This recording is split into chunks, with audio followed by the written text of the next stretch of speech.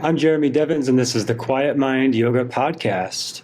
And in these next couple episodes, I'm going to be sharing a special series I did with my friend Joy Scola. So we broke down some of the common poses like downward facing dog, we'll do in this episode. Look at some of the common mistakes people make, how to find your alignment in the pose, and how to progress the pose. So what I call the pose map. So you may have heard me talk about this before, but every pose can really be understood in this way of misalignments or mistakes, and alignment, as well as anatomy, and then progressions. So MAP, map, misalignments, alignments, progressions. Every pose can be understood this way. This is a framework I use sometimes in teaching in my yoga teacher training program. The next one will be opening pretty soon, so you can check out the waitlist now at the website quietmind.yoga/YTT. And also when I teach in my yoga membership site, quietmind.yoga, you can join the waitlist for the next time the membership opens up. I open a few times at different points in the year, so it's currently not available to join, but that's where I share hundreds of practices and things like this. So if you like this, subscribe to the podcast and the YouTube channel for more, and join the waitlist for the next time the enrollment opens for those things. And one thing I am doing right now, if you like astrology and Vedic astrology and you want to learn the sister science of yoga, the next Become Your Own Astrologer workshop is coming up. Even if you're a total beginner, you have no background, that's okay. If you're advanced and you have years of background, that's great too. So this is the place to really have a framework for how to learn Vedic astrology, which is something I did on my path. Is I was all about yoga. That's all I was looking for, deep yoga practice, and I had an amazing teacher. And it turned out he was also a Vedic astrologer, and I would hear these amazing reviews from his students all the time. So I couldn't wait to finally get my own reading with him. And then when I did, it was mind-blowing and life-changing, and I wanted to learn as much as I could from him. So I studied with him for a few years, and then went further and further in my astrology path. But it really took me a long time to make sense of it. And what I found now after teaching astrology for many years is it doesn't take my students very long at all. So this is what I was doing, my yoga studies, doing yoga practice, going to classes 1 to 3 times a day, going to classes, and then started teaching 1 to 3 times a day. And in my free time, I was like, well, I want to do something yoga related, but not yoga. I want to break from yoga. So it was Ayurveda and Jyotish, or Vedic astrology, the sister sciences of yoga. So I spent a lot of my free time doing that. And then slowly got deeper into Vedic astrology. It's a lifelong study. It takes a while to learn, but I have found ways to make it a lot faster. And then it's really cool because traditionally you would learn these 3 together. You would learn your yoga for your body, your mind, and your spirit. And then you would learn Ayurveda for the food and the healthcare of the body, mind, and spirit. And then astrology for the sort of spiritual perspective and the context of what it means. Why do we have a body, mind, and spirit? Where do we come from? Where are we going? And that's what Vedic astrology helps us understand. So if you want to learn that part of this path in the Vedic tradition, that's what I'll be offering at quietmindastrology.com/free workshop. Coming up very soon. From when I'm posting this, it's this Thursday, but if you catch it later, you can catch the replay or the waitlist for next time it opens. Super fun stuff, quietmindastrology.com/free workshop. So we'll get into today's little breakdown of down dog, and hope you find it helpful. Enjoy. My name is Jeremy Devans of Quiet Mind Yoga, and today I'm here with my friend Joy Scola. Hello. And you can search her on YouTube, check out her amazing videos. We work together a lot. And today we're going to be working together on this little series of classes that's good for beginners or anybody who wants to sort of refine and deepen your yoga practice. So we'll be talking about some of the fundamentals today of downward facing dog. So let's go right into it. And I'll just have Joy go into down dog like she would be doing in her own home practice. And you can actually turn the other way so I can point out some things.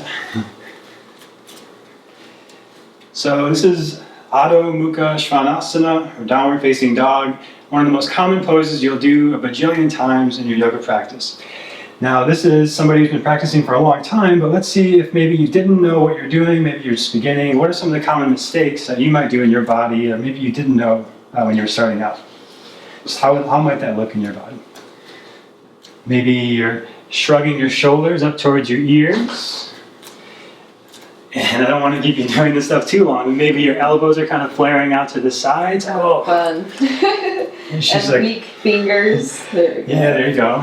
No hand, anything. Yeah. Oh my gosh, this is so bad. And then walk your hands back a little bit so you're kind of rounding your back even. Oh, okay. Yeah. And then you're still forcing your heels down towards the ground. Oh, it's so painful. Okay. So painful. All right, so let's come out of that. I don't want to wreck her body.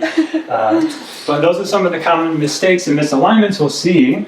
And you've probably seen them a lot too. Mm-hmm. So what we want to understand to sort of correct those or understand how to address them, not even necessarily correct, but know how to work with them, because that's just not optimal for our bodies. So we want to understand that the shoulders can elevate, shrugging up, or depress, lowering down. And in downward facing dog, if we elevate the shoulders, that's going to put way too much stress on the shoulders in that position. It's not optimal for that position. So we want to know that we can elevate and depress the shoulders. Next, we want to know that we can internally or externally rotate the shoulders. And if we internally rotate the shoulders in down dog, that's where her elbow started to point out. Yeah, and that's not a good place to be putting weight on your arms. Try to push against me here. Oh, that's not good. Right, nobody pushes a dresser like this. You go like this. So you got an external rotation. You got more power and force that way, right? So we want that external rotation in the shoulders. Then we saw her fingers sort of cupping and lifting her hands. Right, so we got all this surface area of our hands in down dog, which is really like our feet almost in the pose. We want more of that surface area on the floor. So we use the full hand and not lifting the knuckles like she was doing, not squeezing the hands. And then we saw her trying to force her heels down. So that's a common thing that maybe people think they're supposed to be doing in down dog, pushing your heels down. But that's really not the main point. We want to lengthen the whole back line of the body. And if somebody's having a lot of tension in their back, just trying to force their heels down isn't going to help. We want to actually bend the knees a little bit, and that's going to give them more space to work with. And then, of course, you want a sort of wider base. You don't want to get really super close in. That's going to round your back and take away the axial extension of the spine. So that's one of the spinal movements that we're trying to do in the pose, almost decompressing the spine. So let's look at it again, just kind of walking through each of those things with our assistant Lakshay here to help now. All right, so there we go, back to the misaligned version. So first thing we'll do is walk the hands forward a little bit. It's got more space there, so you're like a triangle from the side. Now externally rotate your arms, so your inner elbow creases point slightly forward.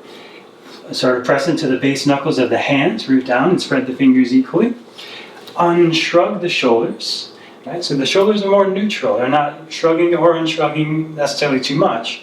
And she could even probably bring her hands a little bit wider if she wanted to. Does that feel good for you? Mm-hmm. Okay, some people it feels better to go a little wider with the hands. Then you can bend your knees, even though you're really open, but look how much she could extend her spine then. It's this big decompression of the spine that feels great in down dog. It's almost like gravity sort of decompressing her spine, giving her this sort of release through the spine. And then from there, because she's more open, she could start to straighten one leg at a time, maybe bending one knee at a time, easing into down dog. I like to teach it that way so you kind of ease into it. Mm-hmm. So, nice. We get the hum of satisfaction of down dog. Yes.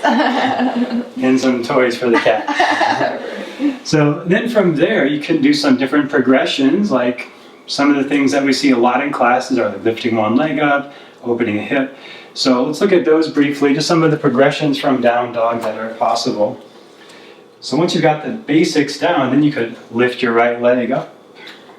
That's sort of three-legged dog. And then you can now open your hip, bending your knee, heel towards the tail. It's another variation of three-legged dog that gives you more of an opening of the front of the hip. And then from there you could go back to down dog. And another variation is to have your cat play with your strings. This is the yoga. But beyond that, you could grab one of your ankles and a twist. Have you ever done this version? Oh, yes. Yeah, of course. Yeah, so taking the feet a little wider apart makes that a little easier, going the hands a little closer, right? So that's another variation of down dog. And she's got the same general shape, but now the twist as well. Awesome. All right, so those are some of the most common variations of down dog that you'll see in a class. And is there anything else I'm forgetting there? Anything you think of? I'd say I see a lot of dumping in down dog in the shoulders. Okay, yeah. So typical. Okay, so what she's talking about here is our chest is kind of sinking down towards the floor and our shoulder blades are moving together. And instead, what would that look like? To the opposite?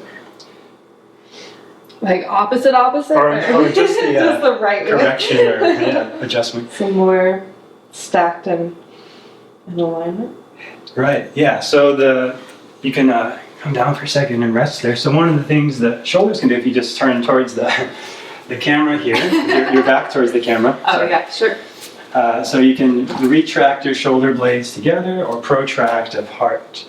Right? And what she was talking about is the retraction, the shoulders together, and her spine was in a thoracic extension like this, a back bend, which is a lot of yogis, especially if you come from a dancer or gymnastic backgrounds, this is a really easy shape for them.